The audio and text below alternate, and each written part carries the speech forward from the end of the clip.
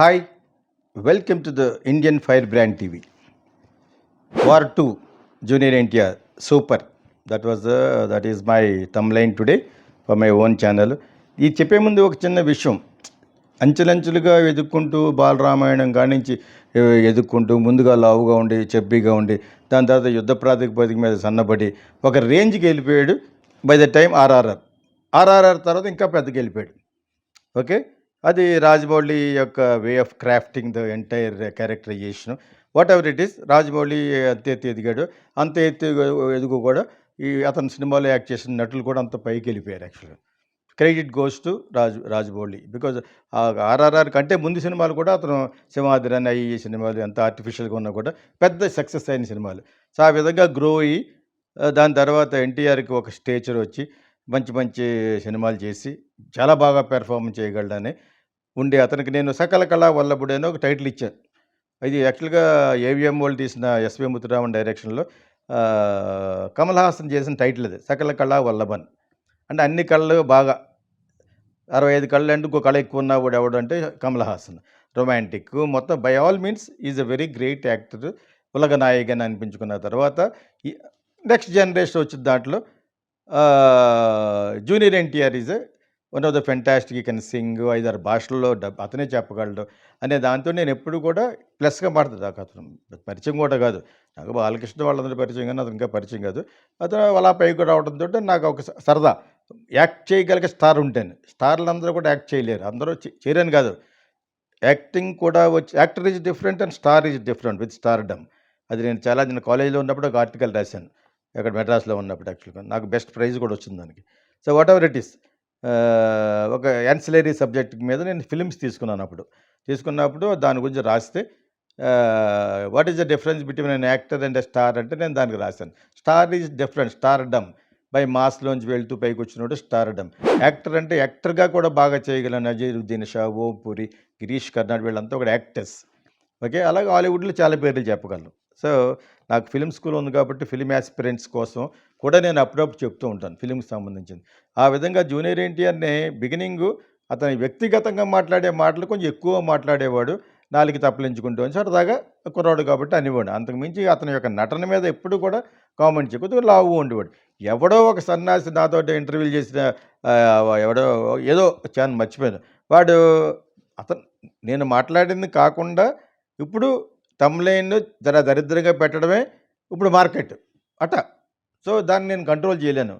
నిజంగా ఎవడన్నా కేసు వేస్తే వాళ్ళ మీద వేయాలి. వాళ్ళు వేసిన తమ్లైన్ పెట్టి నేను ఎన్టీఆర్ని ఏదో అన్నట్టుగా ఒక దరిద్రుడు అటు గేదె బాగు వేసుకుంటాడు, చెత్త నాకు గడ్డం గడిగేసి వెరీ వేస్ట్ ఫెలో. గీతకిష్ట గీతకిష్ట ఎందుకు అరెస్ట్ చేశారంటే జూనియర్ ఎన్టీఆర్ని అన్నాడు. అంటే ఒకటి అంటే మొత్తం ఒక ఛానల్ ఉండదు ఇక్కడ.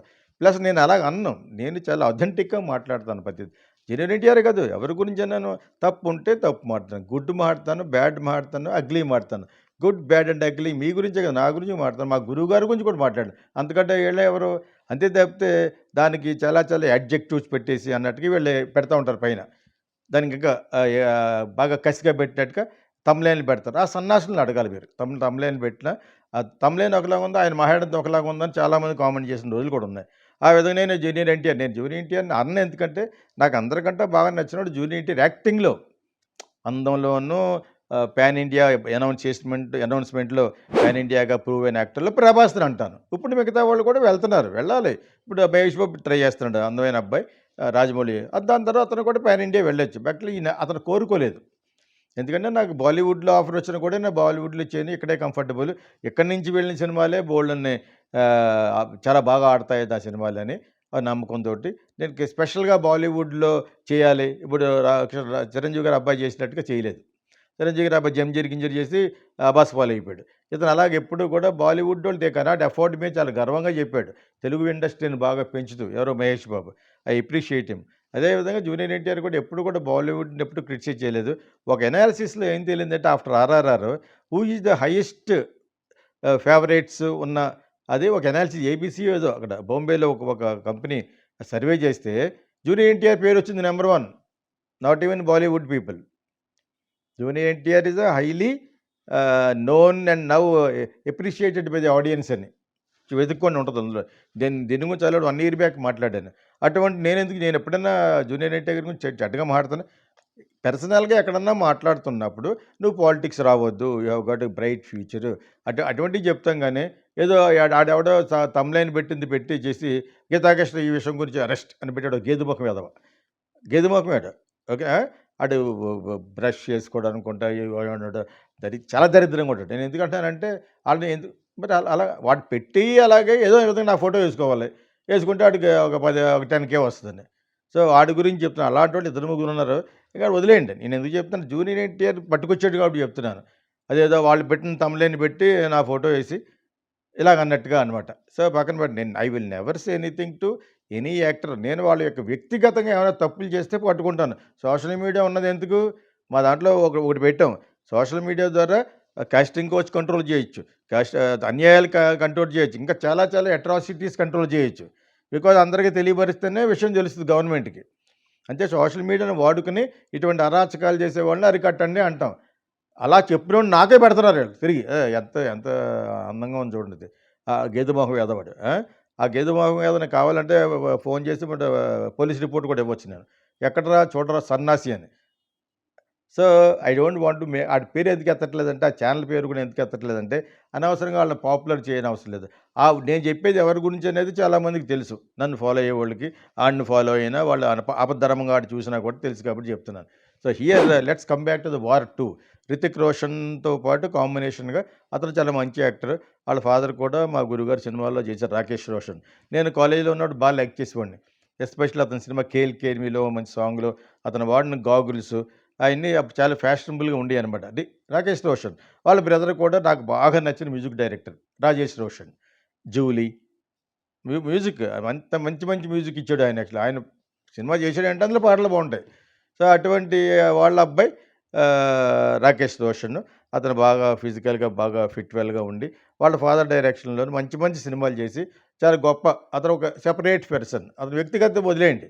వ్యక్తిగతంగా ఆ అమ్మాయిని డైవర్ట్ చేసాడా, వ్యక్తిగతంగా ఇంకొక అమ్మాయితో ఉండి వెళ్ళిపోయాడా, అయన్నీ ఆ బురద జల్లుడు కార్యక్రమం గురించి మాట్లాడుకోకుండా ఉంటే is a very great personality like మన 'ప్రభాస్' లాగా. 'ప్రభాస్' కంటే కొంచెం ముందు. సో, అతని కాంబినేషన్‌లో ఇతను పెట్టుకొని ఇప్పటివరకు ఇతను విలన్‌గా చేస్తున్నాడేమో, జూనియర్ ఎన్టీఆర్ మన పరువు తీసేస్తాడు ఆ టైప్‌లో అన్నాడు. కాకపోతే మనం ట్రైలర్ చూస్తే విలన్‌గా కాదు. You must be useful for the cinema. ఇది సపోర్టింగ్ అనాలి. విలన్, హీరో, సెకండ్ హీరో అనకూడదు. అది చెత్త భాష అది.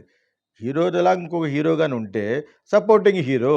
విలన్‌లాగా పెద్ద విలన్ కాకుండా ఇంకోడు ఎవడన్నా ఉంటే సపోర్టింగ్ విలన్. ఇవి టర్మినాలజీ.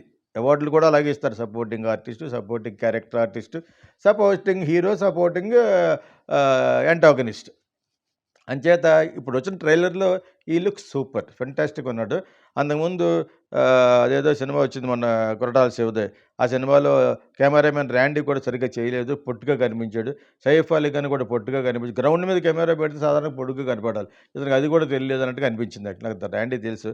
అతను ఫస్ట్ సినిమా కూడా మన ఇంటికొచ్చి తీసుకెళ్ళాడు నన్ను మెడ్రాస్‌లో. చాంబర్‌లో చూపించాడు. తర్వాత ఇక్కడ 2, 3 సార్లు కలిసాడు యాక్చువల్‌గా. ఏంటి ఇలా తీసాడు అనిపించింది. సో, అదే జూనియర్ ఎన్టీఆర్ ఈ ట్రైలర్‌లో ఫెంటాస్టిక్‌గా ఉన్నాడు. ఇదే గ్రౌండ్ మీద గ్రౌండ్ మీద అంటే ఇక్కడ పెట్టడం కెమెరా. పెడితే జనరల్‌గా actors will look little taller depending on the black lens whatever is using cameraman. So, ఇది మా ఇన్‌స్టిట్యూట్‌లో ఉన్న వాళ్ళకి, నా ఇన్‌స్టిట్యూట్‌లో చేరిన వాళ్ళకి, ఫిల్మ్ యాస్పిరెంట్స్ కోసం తెలుస్తుందని కొంచెం డీటెయిల్‌గా చెప్తాననమాట. అది చాలా బాగుంది. కాకపోతే చాలా ఎక్కువ ఆర్టిఫిషియల్‌గా కనిపించింది. ఈ ఫ్లైట్స్ అసలే మన పాకిస్తాన్ వారితోటి మన బ్రహ్మోస్ అన్నీ వాడి ఇందులో ఉన్నామేమో, వెనకాల నుంచి వచ్చేసి steel metallic kind of jet flights వెళ్ళిపోవడం అయన్నీ కొంచెం ఆర్టిఫిషియల్‌గా అనిపించింది. ఆ ఆర్టిఫిషియాలిటీ కొంచెం సింథటిక్‌గా ఫీల్ అయ్యి, ఎక్కువ ఆర్టిఫిషియల్ ఇంటెలిజెన్స్, ఎక్కువ what you call the graphics వాడిన సినిమా కింద గాని పేరొస్తే ఎలాగుంటుందో తెలీదు గానీ, బట్ ఎన్టీఆర్ పర్సనల్‌గా ఈ లుక్ వెరీ నైస్. ఫెంటాస్టిక్‌గా ఉన్నాడు యాక్చువల్‌గాను.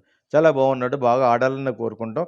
ఇది అతనికి కూడా ఎక్కడ కూడాను నా క్యారెక్టర్ ఇలా ఉంటుందని ఎక్కడ చెప్పలేదు. అంత ఎక్స్‌పోజర్ మానేశాడు. ఒకప్పుడు ఎక్కువ మాట్లాడేవాడని నేనే అన్నాను. దాని తర్వాత మరీ తక్కువ మాట్లాడడం మొదలుపెట్టాడు. ఎస్పెషల్లీ ఆఫ్టర్ 'ఆర్ఆర్ఆర్' ఇంకోటేదో మన 'కొరటాల' సినిమా వచ్చింది కదా! 3 అక్షరాల సినిమా. అది బాగోలేదు నాకు. ముందు బాగుంటుందనుకుని అది బాగోలేదన్నట్టు ఆ టైంకి జనాలు చూసేస్తారు. అంత ఎక్స్‌పెక్టేషన్ ఉంది ఆ సినిమాకి అని నేనే అన్నాను. అలాగే వచ్చింది. సినిమా రిలీజ్ అయిన తర్వాత దానికి రివ్యూస్ బాలేదు. పెద్ద బాలేదు cinema.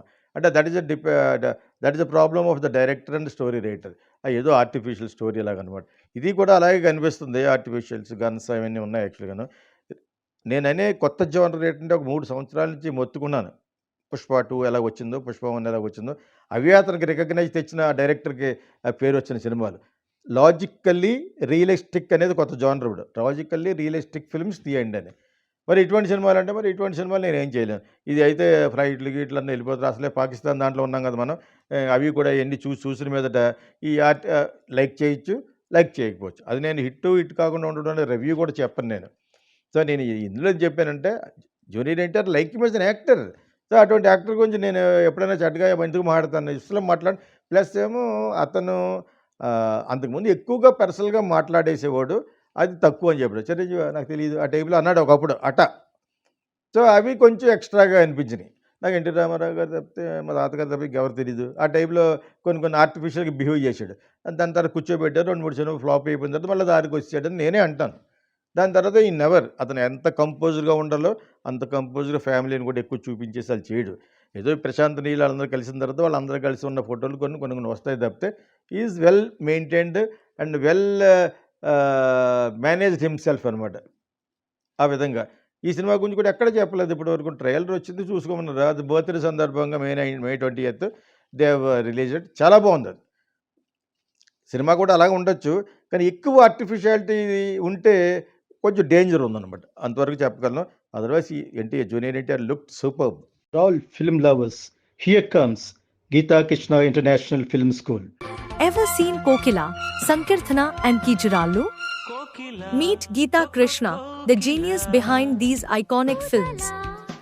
At Geeta Krishna International Film School, we are passionate about nurturing aspiring filmmakers. Whether you're into acting, writing, directing, producing, ad filmmaking, anchoring, dubbing or voice over, Geeta Krishna is committed to helping you excel. Need guidance? Want to perfect your craft? He's here to support your creative growth.